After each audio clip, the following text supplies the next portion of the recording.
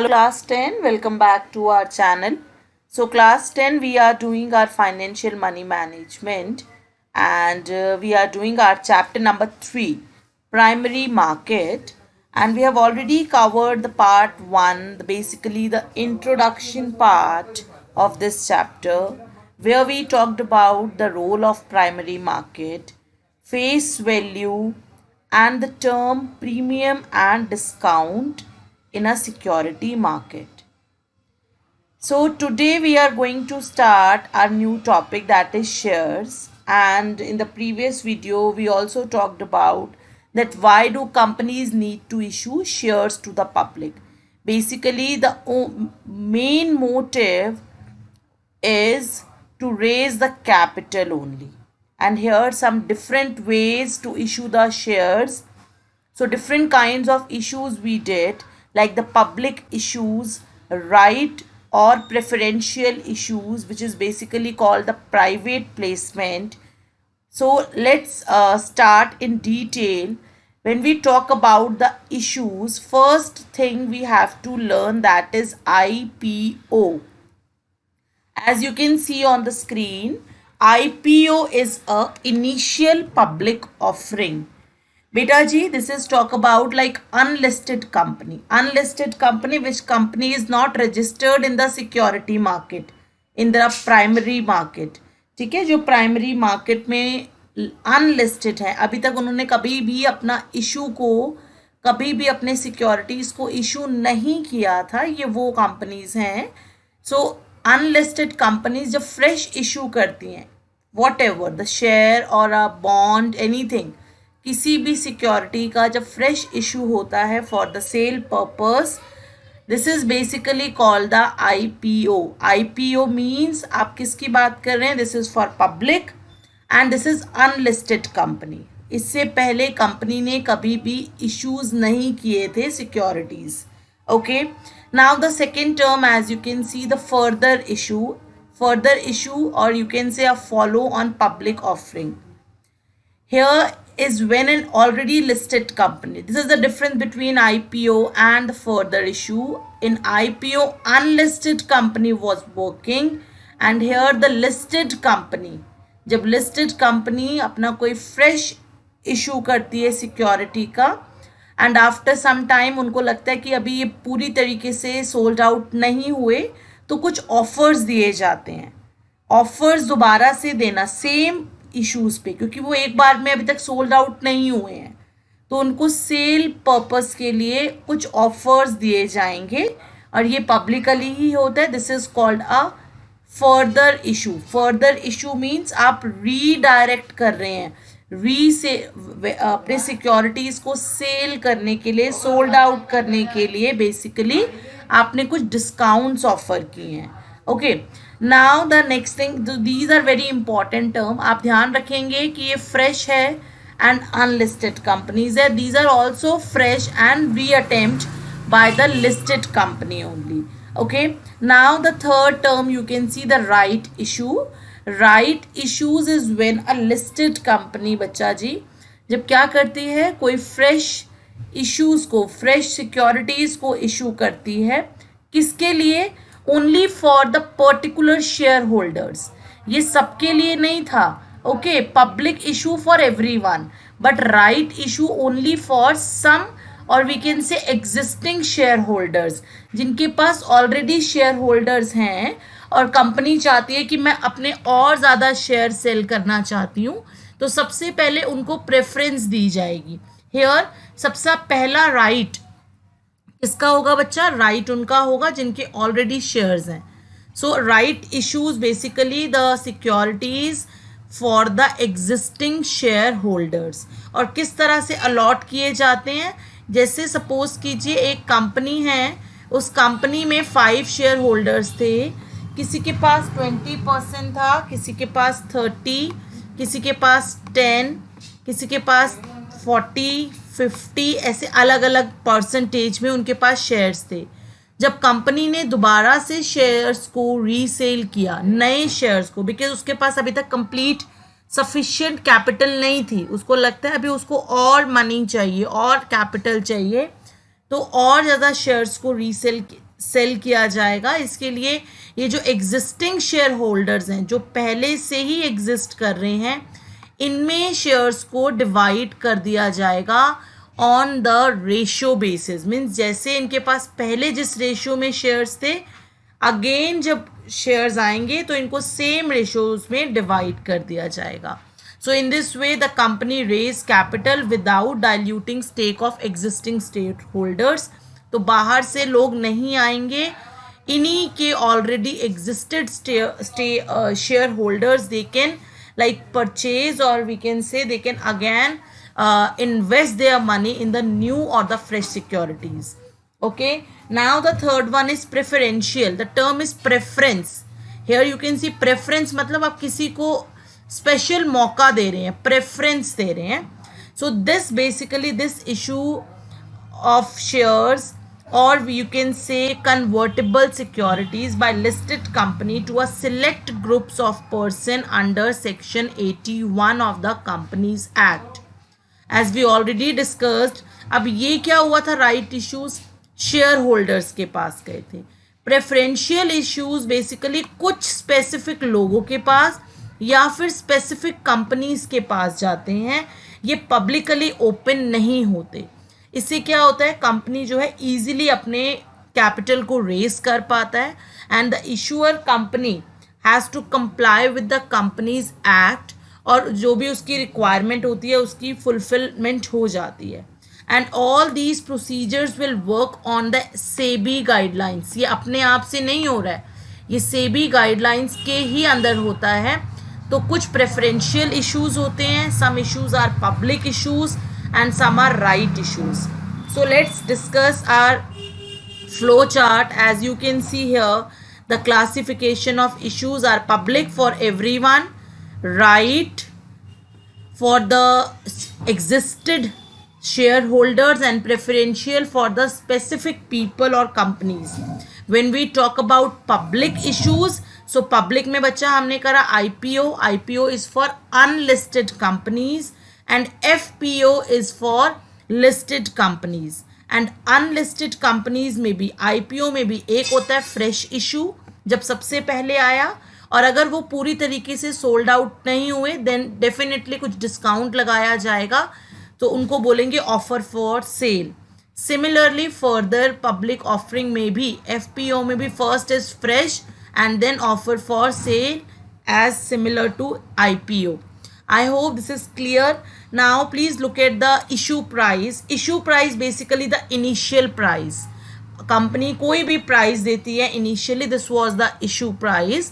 जब ट्रेड होता है इसके ऊपर बिड्स लगती हैं, बोली लगती है, तो प्राइस ऊपर भी जा सकता है और नीचे भी जा सकता है. Now the next topic, it's very very simple, small points are given. Like what is meant by market capitalization. Market capitalization means market value of securities. ठीक है, the market value of a quoted company which is calculated by multiplying its current share price by the number of share. Suppose कीजिए आपके company के, one second, yes, so here one example is given. Like आपकी company के पास, one company has कितने, उनके पास 120 million shares in issue. उन्होंने इतना issue पे लगा दिया मनी, ओके, एंड जैसे उन्होंने इतना मनी लगाया, अब करंट मार्केट प्राइस कितना है, 100 पर प्राइस एक शेयर का, वन शेयर 120 मिलियन टोटल है मनी, और वन शेयर का प्राइस कितना है बच्चा, it's 100 rupee. Now you can easily calculate, means the number of, here you can easily calculate the company share money and the market money. When you multiply with it, you will get the market value, or you, in a financial term, you will use market capitalization of company. Capitalization means the value of the company. So आपके company की value इतनी हो जाएगी. ठीक है, सो वो multiply करके हम कैलकुलेट कर लेते हैं. Now our next topic is what is the difference between public issues and private placement. Both the terms we have covered. Like when an issue is not made to only a select set of people, किसी select या preference नहीं दे रहे हम. This is open for the general public as the name suggests, like public issue, and any other investor at large, it is public issue. Okay, so public issue basically for everyone ये open किया जाता है. लेकिन अगर हम बात करते हैं private placement basically this is for the select set of people.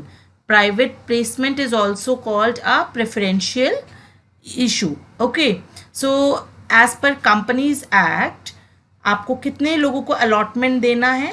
Public issue it is result in allotment of 20% और मोर.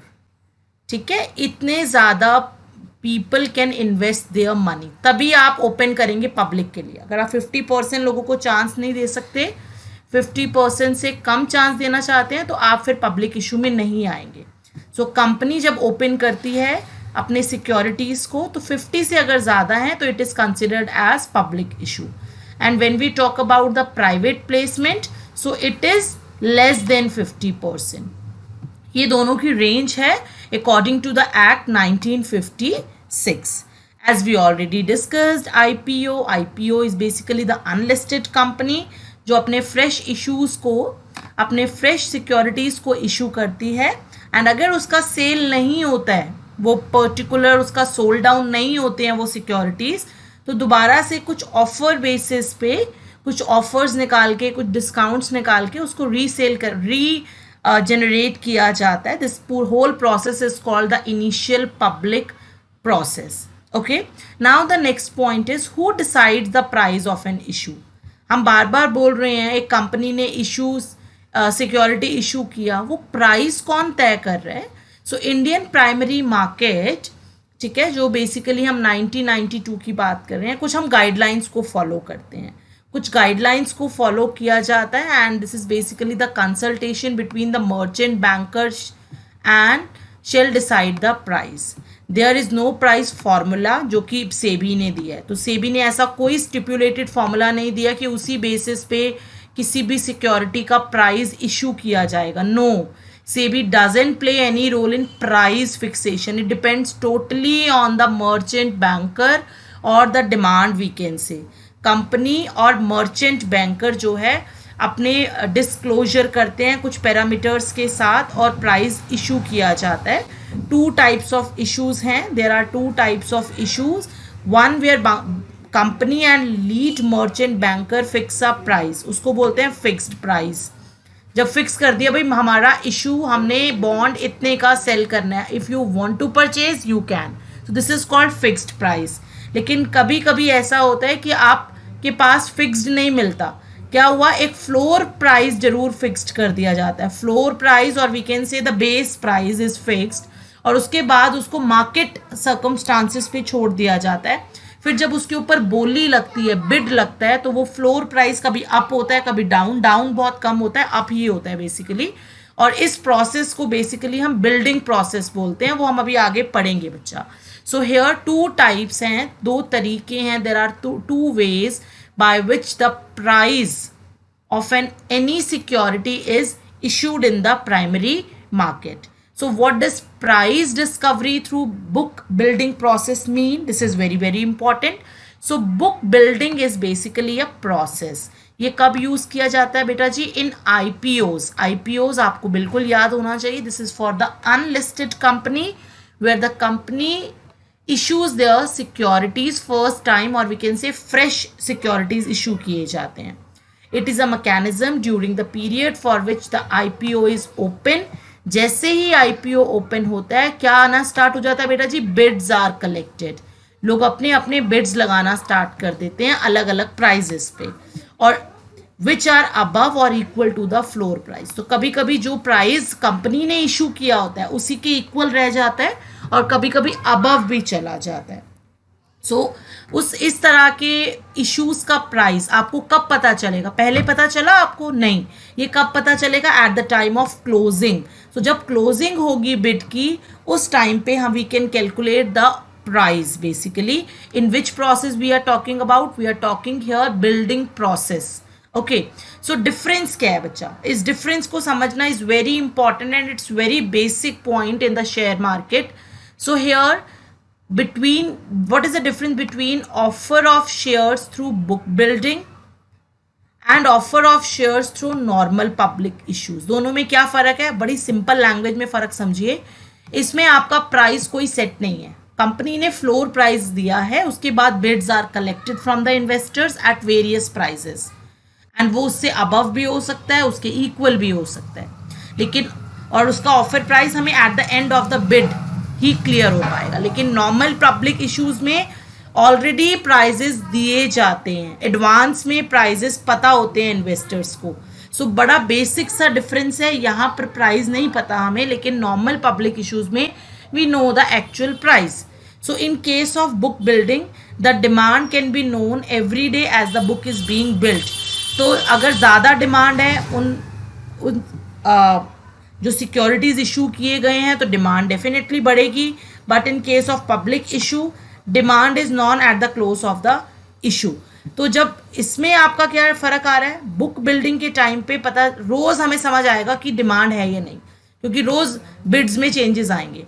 लेकिन अगर आपका नॉर्मल पब्लिक इशू हुआ है, कुछ किसी नॉर्मल सिक्योरिटी को आपने इशू किया, ये तो एंड में जिस दिन, जैसे सपोज कीजिए ओपनिंग है आपकी पब्लिक इशू की 10th से लेकर 15 तक 5 दिन के लिए, तो 15th को ही हमें पता लगेगा क्लियरली कि कितनी डिमांड रही आपके इश्यूज की. आपने जितने इश्यूज लगाए थे मार्केट में, सिक्योरिटीज लगाए थे, उनका कितना डिमांड रहा. इट विल लाइक हमें कब पता चलेगा? At the end of the day. लेकिन आपके बुक बिल्डिंग प्रोसेस में every day you can calculate, आपको बहुत इजीली समझ आएगा. तो I hope this is clear to everyone. This is very important topic. And the next you can see what is the cut-off price. So cut-off price means this is now related with the book building process. Okay, book building issue से ये connected है. The issuer is required to indicate either the price band or a floor price in the prospectus. मैंने आपको बताया एक base price देना is very very important by the company, जिसको हम प्राइस बैंड या फिर फ्लोर प्राइस बोलते हैं. ठीक है. The actual discovered issue price can be any price in the price band और any price above the floor price. तो वो ऊपर भी जा सकता है, नीचे भी आ सकता है, हमें नहीं पता. The issue price is called the cut off price. लेकिन जो इशू होगा price, the issuer and lead manager decides after the considering the book, यानी कि बिड कितनी गई है, कितनी बिड गई है ऊपर और कितनी नीचे आई है, या फिर उसका न्यूट्रल प्रोसेस रहा है, और डिपेंड करेगा कितनी ज़्यादा डिमांड है. इन्वेस्टर्स एपेटाइट मीन्स जिन्होंने मनी लगाना है. तो ये सब चीज़ें आप जिस प्राइस पे आके रुक जाएंगी उसको हम कट ऑफ प्राइस कॉल करते हैं. ठीक है. सो it is connected with the which process, book building issue process. Now one more thing you can see what is the floor price. Floor price, in case of floor price की बात हो गई है, this is the minimum price. Floor price is your basic price, base price और minimum price किसी भी bid का. उसके बाद ये प्राइजेस बढ़ते जाएंगे और जहां पर प्राइस सेट हो जाएगा, this is called cut off price. I hope all these topics are like clear. So next topic basically will cover in the next video now. Thank you so much.